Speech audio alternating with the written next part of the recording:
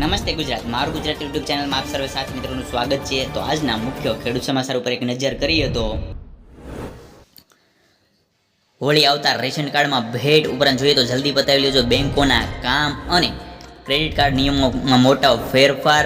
હા, હોળી પર તમને બિલકુલ ફ્રી ગેસ સિલિન્ડર પ્રાપ્ત થશે અને ઉજ્જવલા યોજનાના નવો અપડેટ શું છે તે પણ જાણીશું આજના આ વિડીયોમાં। ઇન્કમ ટેક્સ ઓફિસોની રજાઓ થઈ બંધ અને ચૂંટણી પહેલા વાહન ચાલકો ખાસ ધ્યાન આપે અને આ ઉપરાંત ઘર દીઠ 15,000ની સહાય પણ મળશે અને ઘર દીઠ 15,000ની સહાયમાં તમારે કયા કયા નિયમોનું પાલન કરવું પડશે અને ભૂક્કા બોલાવતી ગરમી વચ્ચે વરસાદની કરવામાં આવી છે આગાહી અને અકસ્માત બાદ 5 લાખ સહાય।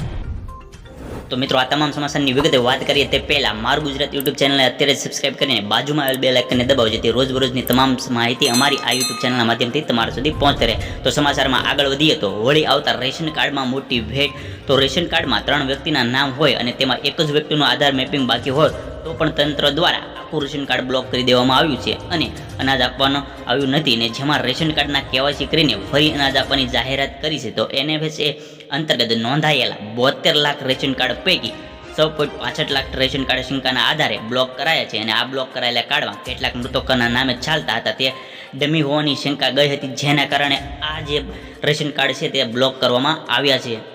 તો મિત્રો સમાચારમાં આગળ વધીએ તો બેંકના કામો ઝડપથી પતાવી દેજો કેમ કે 23, 24, 25 3 દિવસ હોળી, શનિ અને રવિ બેંકો બંધ રહેશે। જો કે આ ઓનલાઈન બેન્કિંગ અને ATM સુવિધા ચાલુ રહેશે અને આ સાથે 23મી થી 25મી માર્ચ સુધી શેર બજારમાં કોઈ પણ કારોબાર નહીં થાય। તો મિત્રો તમારે પણ હજી જો બેંકના કોઈ પણ કામ બંધ હોય તો વહેલી તકે તમે પતાવી લેજો કેમ કે બેંકોના કામો ઝડપથી પતાવવા જરૂરી છે કેમ કે હોળી આવે છે શનિ અને રવિ, તો 23, 24 અને 25 આમ 3 દિવસ બેંકોમાં રહેશે રજા। તો સમાચારમાં આગળ વધીએ તો ક્રેડિટ કાર્ડ નિયમો અને ક્રેડિટ બિલિંગ નિયમો મોટો થયો છે ફેરફાર। તો તાજેતરમાં RBI ક્રેડિટ કાર્ડ બિલિંગ સાયકલના નિયમોમાં મોટો ફેરફાર કર્યો છે। આ નિયમને અનુસરીને તમે તમારી સુવિધાઓ અનુસાર તમારા ક્રેડિટ કાર્ડને બિલિંગ અથવા સ્ટેટમેન્ટ તારીખ સરળતાથી બદલી શકો છો। આજે આ લેખમાં આપણે બિલિંગના આ નવા નિયમ વિશે વિગતવાર વાત કરીશું। તો દરેક ક્રેડિટ કાર્ડ કંપની ગ્રાહકના સમયગાળો આપે છે અને આ સમયગાળા દરમિયાન કંપની ચોક્કસ તારીખ કાર્ડ પર આપવામાં આવેલી તમામ ખર્ચને ઉમેરી અને બિલના રૂપમાં ગ્રાહકને આપે છે। તો ગ્રાહક બિલ જનરેટ થયા બાદ થોડા દિવસો એટલે કે સામાન્ય રીતે 10 થી 15 દિવસ એમાં લાગે છે, પછી આ નિયમ તારીખ પછી બિલ ચૂકવવાનું હોય છે અને આ ક્રેડિટ કાર્ડ બિલિંગ સાયકલ કહેવામાં આવે છે। તો મિત્રો આ સાથે આપણે સમાચારમાં આગળ વધીએ તો હોળી પર તમને બિલકુલ ફ્રી ગેસ સિલિન્ડર મળશે। તો ચૂંટણી નજીક આવતા વડાપ્રધાન નરેન્દ્ર મોદીએ ટ્વીટ કરીને માહિતી આપી છે કે આ મુજબ રાંધણ ગેસ ₹100 સસ્તો કરવામાં આવ્યો છે।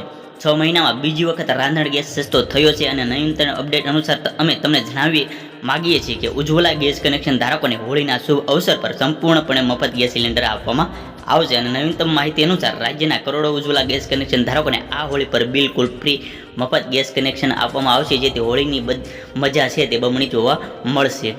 તો મિત્રો આગળ જોઈએ તો ઉજ્જવલા યોજનાના નવું અપડેટ શું છે। તો આ યોજના હેઠળ 9 કરોડથી વધુ કનેક્શન આપવામાં આવ્યા છે અને અગાઉ આ યોજના હેઠળ માત્ર ₹200ની સબસિડી આપવામાં આવતી હતી, જે ગયા મહિને 100 વધારીને ₹300 કરવામાં આવી હતી, જે હવે 31 માર્ચ 2025 સુધી ઉપલબ્ધ રહેશે। આમ આ ચૂંટણીના નિયમો પ્રમાણે તેમાં જાહેરાત કરવામાં આવી છે કે હાલ સબસિડી છે તે 31 માર્ચ સુધી હાલ છે અને દરેક ગેસ કનેક્શન ધારકોને સંપૂર્ણ ₹300 પ્રતિ સિલિન્ડર ગેસની સબસિડી આપવામાં આવશે। અહીં અમારા તમામ ગેસ કનેક્શન ધારકોને કહેવામાં માગીએ છીએ કે જો તમે પણ હોળીના દિવસે બિલકુલ ફ્રી ગેસ સિલિન્ડર મેળવવા માગતા હો તો તમારે ખાસ એક કામ કરવાનું છે કે તમારું બેંક એકાઉન્ટ આધાર કાર્ડ સાથે લિંક કરવું પડશે, ત્યારબાદ જ તમને બિલકુલ ફ્રી ગેસ સિલિન્ડર મળશે। હોળીનું શુભ અવસર તમે મફત ગેસ સિલિન્ડર લાભ મેળવી શકો છો।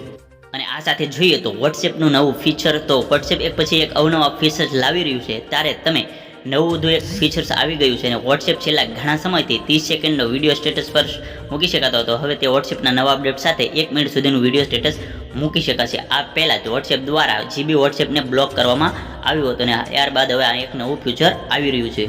તો મિત્રો સમાચારમાં આગળ વધીએ તો ઘર દીઠ 15,000ની સહાય મળશે। તો PM સૂર્ય ઘર મફત વીજળી યોજના વિશે તમે સાંભળ્યું તો હશે। વડાપ્રધાન નરેન્દ્ર મોદીએ આ યોજના 13 ફેબ્રુઆરી 2024ના રોજ શરૂ કરી હતી। મફત વીજળી યોજના શોર્ટ ટાઈમ રેકોર્ડ બ્રેક 1 કરોડથી વધુ રજીસ્ટ્રેશન થયા છે। આ યોજના અંતર્ગત દરેક ઘરોને 300 યુનિટ મફત વીજળી આપવામાં આવશે। એટલું જ નહીં, કેન્દ્ર સરકારની આ યોજના તમને 15,000ની વાર્ષિક આવક પણ કરાવશે। તો આગળ જોઈએ તો કેવી રીતે થશે આ 15,000ની આવક। તો મિત્રો જોઈએ તો ઘર દીઠ જે 15,000ની સહાય મળશે એ કેવી રીતે। તો 1 કેવીનો સોલાર પ્લાન્ટ દરરોજ લગભગ 4 થી 5 યુનિટ વીજળી ઉત્પન્ન કરે છે। આવી સ્થિતિમાં જો તમે 3 કેવીનો પ્લાન્ટ લગાવો તો દરરોજ લગભગ 15 યુનિટ વીજળી ઉત્પન્ન થશે, એટલે કે મહિને 465 યુનિટ તમે આ વીજળી ઉપયોગ કરી શકો છો. બાકીની વીજળી નેટ મોનિટરિંગ દ્વારા પાછી જશે અને તમને આ વીજળી માટે પૈસા પણ મળશે.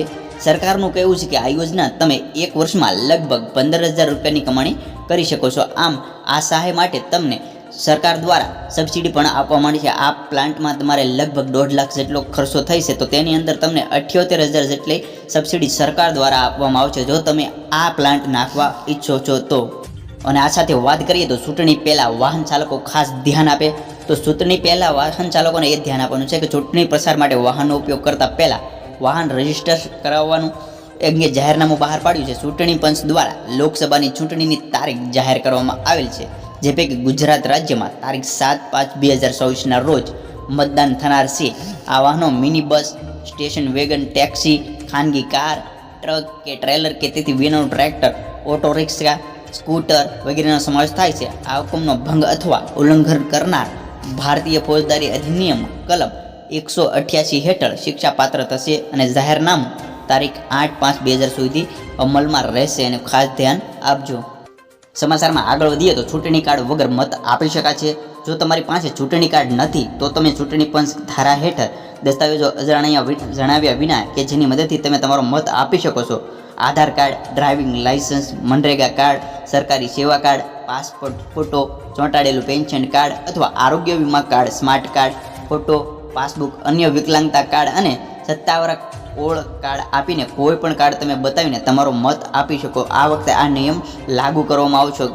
દર વખતે આ નિયમ હોતો નથી, પરંતુ આ વખતે આ નિયમ લાગુ કરવામાં આવ્યો છે. જો તમારી પાસે ચૂંટણી કાર્ડ નથી, ખોવાઈ ગયું છે અથવા તમારી પાસે કોઈ દસ્તાવેજ પુરાવો નથી ચૂંટણી કાર્ડને લગતો, તો તમે આ ઉપર મુજબના જે આધાર કાર્ડ, ડ્રાઇવિંગ લાયસન્સ વગેરે તમે ડોક્યુમેન્ટ બતાવીને તમે તમારો મત આપી શકો છો. તો મિત્રો સમાચારમાં આગળ જોઈએ તો અકસ્માત બાદ 5 લાખની સહાય. તો માર્ગ અકસ્માતમાં ઘાયલ થયેલા લોકોને સમયસર સારવાર આપવા માટે કેન્દ્ર સરકાર નવી યોજના લાવશે. માર્ગ અકસ્માતનો ભોગ બનેલા 5 લાખ સુધી મફત તબીબી સારવાર આપવામાં આવશે. આ અંગે ચંદીગઢમાં એક પાયલોટ પ્રોજેક્ટ શરૂ કરવામાં આવ્યો છે. કેન્દ્રએ કહ્યું છે કે પ્રોજેક્ટ પરિણામોના આધારે આ યોજના સમગ્ર દેશમાં લાગુ કરવામાં આવશે. અકસ્માતમાં દિવસથી 7 દિવસ સુધી મફત સારવાર આપવામાં આવશે. આમ આ એક નવો નિયમ બહાર પાડવા જઈ રહી છે અને અકસ્માત બાદ 5 લાખ સુધીની સહાય પ્રાપ્ત થશે એવો પાયલોટ પ્રોજેક્ટ પર કામ કરી રહી છે. તો મિત્રો તે પછી સમાચારમાં આગળ વધીએ તો ઇન્કમ ટેક્સ ઓફિસની રજાઓ બંધ. તો ઇન્કમ ટેક્સની ઓફિસમાં શનિવાર અને રવિવાર રજા હોય છે, પણ આ મહિનાના અંતમાં ઇન્કમ ટેક્સ ઓફિસમાં કોઈ રજા રહેશે નહીં. આગામી અઠવાડિયાથી 31 માર્ચથી તમામ શનિવાર અને રવિવાર ઓફિસ ખુલ્લી રહેશે. આવકવેરા વિભાગની પાસેથી ઘણી બધી ફરિયાદો અને કામ બાકી છે, જેને કરવા માટે દેશભરના તમામ ઇન્કમ ટેક્સ વિભાગના કાર્યાલય તો આમ તારીખ 29, 30 અને 31 માર્ચ આમ 2024 ખુલ્લું રહેશે. આમ ઇન્કમ ટેક્સની ઓફિસો શનિવાર અને રવિવાર પણ રજાઓના દિવસે પણ શરૂ રહેશે. આ ઉપરાંત મિત્રો જોઈએ તો ભૂક્કા બોલાવતી ગરમી વચ્ચે વરસાદની આગાહી કરવામાં આવી છે. તો ભૂક્કા બોલાવતી ગરમી વચ્ચે વરસાદની આગાહી કરવામાં આવી છે કે ગુજરાતમાં ફરી એકવાર વરસાદની આગાહી આવી રહી છે. રાજ્યના કેટલાક વિસ્તારોમાં હળવા વરસાદની શક્યતા રહેલી છે. આ આગાહી હવામાન વિભાગે કરી છે અને ગુજરાતના એવા હવામાન નિષ્ણાત આંબાલાલ પટેલે પણ ફરીથી ગુજરાતીઓ માટે નવી આગાહી કરી છે. ભર ઉનાળે રાજ્યના કેટલાક વિસ્તારોમાં માવઠાની શક્યતા છે. તો દાહોદ, પંચમહાલ, છોટાઉદેપુર, કચ્છ અને મહીસાગરમાં હળવા વરસાદની આગાહી કરવાની આવી છે અને કમોસમી વરસાદથી ખેડૂતોની મુશ્કેલીઓમાં પણ મોટો વધારો થઈ રહ્યો છે. આ વર્ષે અવારનવાર માવઠાઓ પણ થયા છે અને હવામાન નિષ્ણાત આંબાલાલ પટેલે કરા સાથે કમોસમી વરસાદ થવાની સંભાવના પણ કરેલી છે. તો હવામાન નિષ્ણાત આંબાલાલ પટેલે આગાહી કરી છે કે તારીખ 22 થી 24 દરમિયાન રાજ્યના વિવિધ ભાગોમાં વાદળો ઘેરાઈ શકે છે અને કેટલાક ભાગોમાં તારીખ 26 માર્ચ સુધી વાદળછાયું વાતાવરણ રહી શકે છે અને સંભાવના કરી છે. તો મિત્રો હજુ સુધી તમે અમારી આ મારું ગુજરાત યુટ્યુબ ચેનલને સબસ્ક્રાઇબ ના કરી હોય તો સબસ્ક્રાઇબ કરીને બાજુમાં આવેલ બેલ આઇકનને દબાવો, જેથી રોજબરોજની તમામ માહિતી તમારા સુધી અમારી ચેનલના માધ્યમથી પહોંચતી રહે. જય હિન્દ, જય ભારત.